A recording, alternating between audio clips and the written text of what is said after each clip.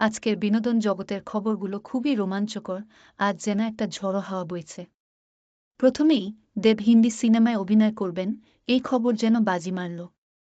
তবে দেবের এই হিন্দি সিনেমার নাম বা কাহিনী সম্পর্কে তেমন কিছু জানা যাচ্ছে না, তবে অভিজিতের নতুন সিনেমা তৈরির খবর যেন গোটা টালিউডকে আন্দোলিত করে তুলেছে।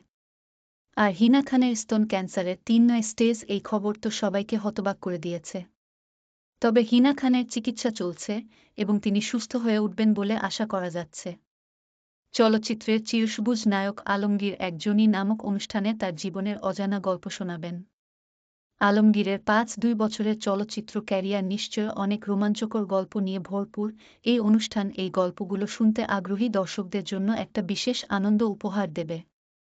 বুবলি বলেছেন যে যদি কেউ তার স্বামীকে অসম্মানজনক কথা বলে তাহলে তাকে এড়িয়ে চলবেন।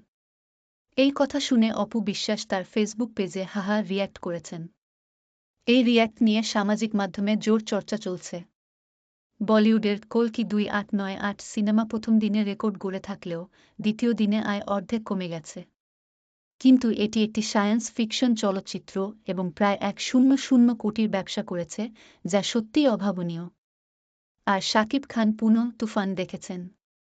এই সিনেমা যুক্তরাষ্ট্রে হাউসফুল এবং ভারতে মুক্তির তারিখ ঘোষণা করা হয়েছে। আজকের বিনোদন জগতে অনেক কিছু ঘটছে।